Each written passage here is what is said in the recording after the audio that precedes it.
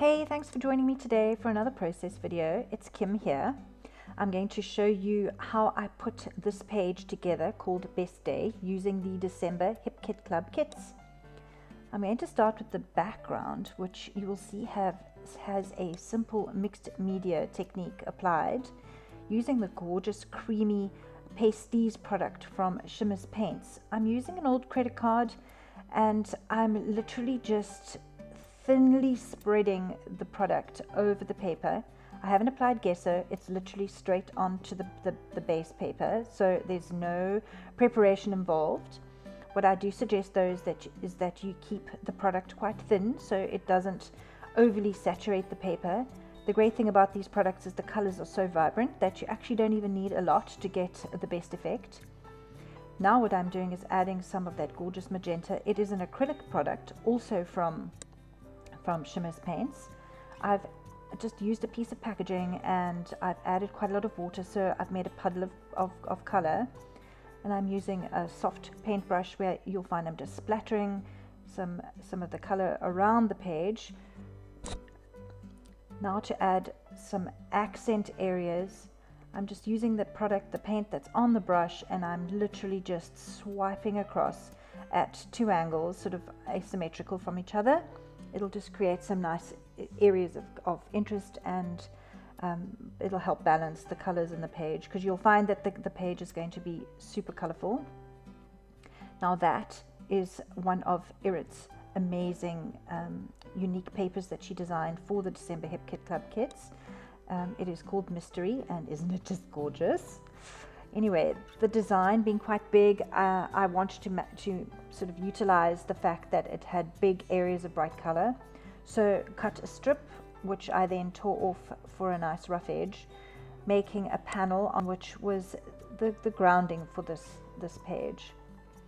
The embellishments from the Vicky Boughton ephemera pack are really nice and colorful, and even though they're a completely different style to the crepe paper, the colors being what they are actually worked. So what I'm doing is I'm using black accents to balance out the different styles of ephemera types, because I find that black just adds punch. It's a great catalyst, especially when there are lots of colors involved.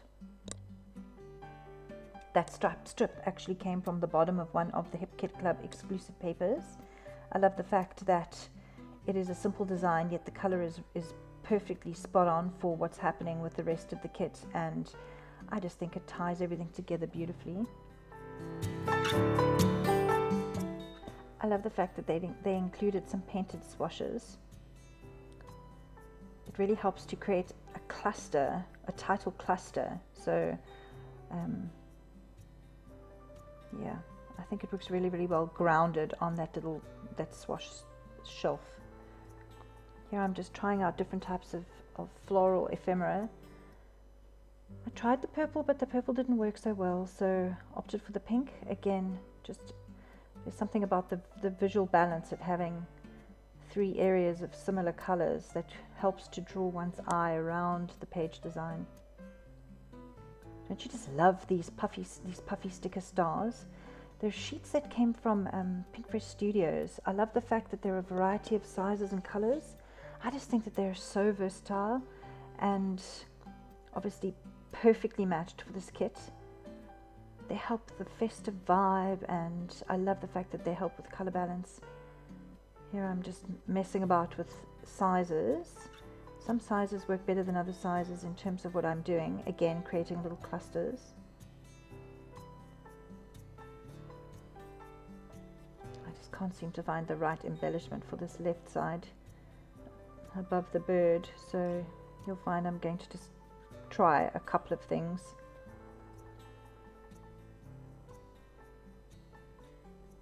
The pop of yellow actually works perfectly here. Helps with the balance. There's something so nice about that little tag I'm holding. Again, it's the punched area on the left, and that's what I really want.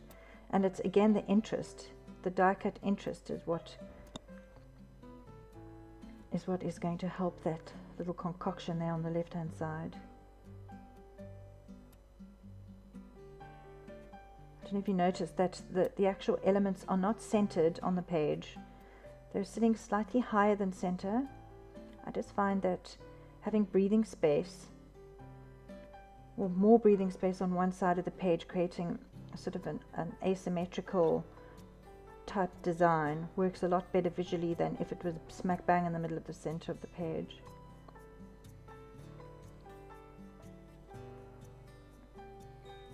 You guys have been really great. I mean, I've had so many calls for people to say, please can I post more process videos? So I heard you, and this is the start, hopefully, of more regular process videos from me. I have loads actually that just need processing, so watch this space.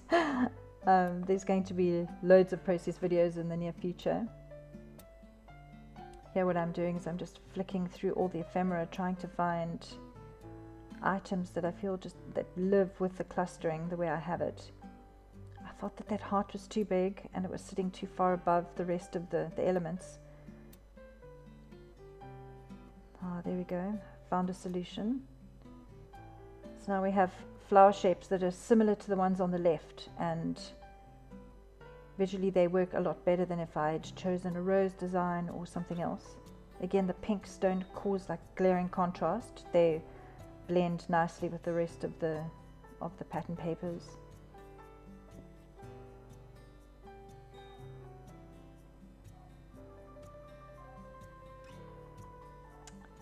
Just having a look. I didn't really like that chipboard tag. I felt that it was too light in color, and then realized that they had a second one using the dark blue pattern paper on the bottom of that chipboard sentiment. And you'll notice now what you've got is you've got a visual triangle happening. So your eye is catching the little circle on the tag, obviously the bird wing and the darker purple of the flower, and then your eye gets drawn up to that blue sentiment. So that works really well.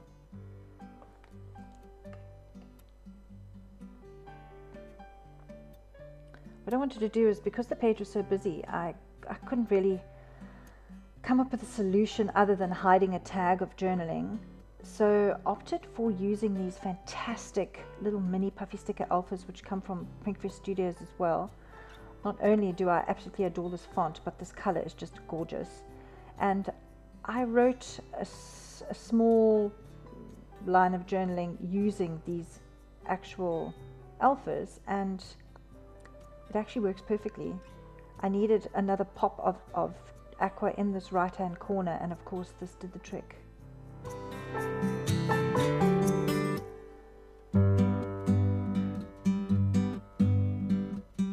So what you'll notice is that as I place the alphas, I'm not pushing them down so that they're completely adhered.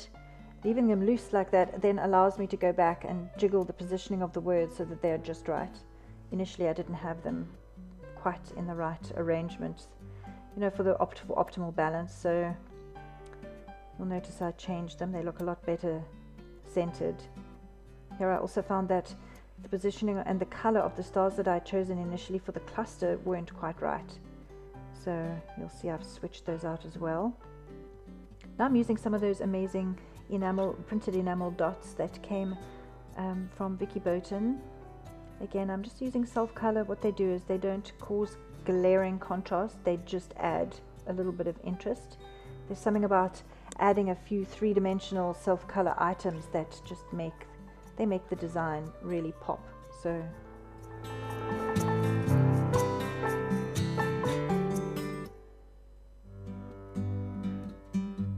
oh, it wants to be stuck to my finger.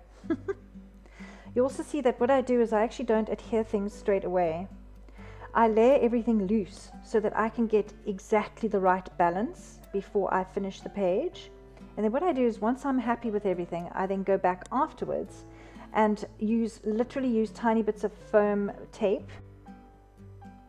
And then if I carefully position that adhesive under the layers, it can hold everything in place without much effort. So it costs obviously a lot less in adhesive products and still has the desired effect.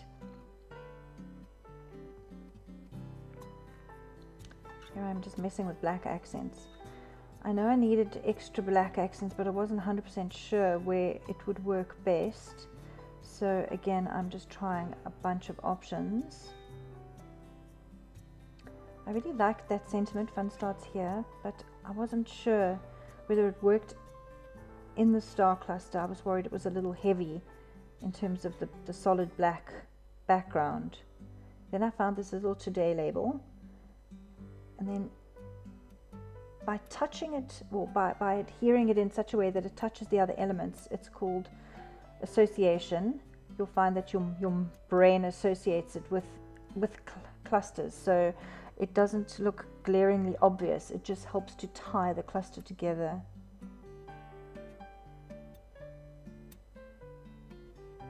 I tried all sorts of places, but I wasn't 100% sold at the time.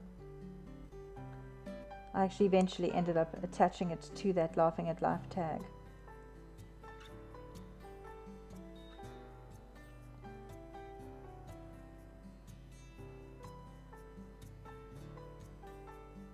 I don't know what I'd do without those long-nosed tweezers. They are so great in terms of placing things under other things without knocking my other bits, out of position. So there you have it. My page is completed. Everything is beautifully balanced. I added a few cork stars. They add some gorgeous texture and balance the page perfectly. I'm really excited how this page turned out. It turned out better than I expected. Here are some close-ups to give you a really good look at some of the layering and the areas of interest.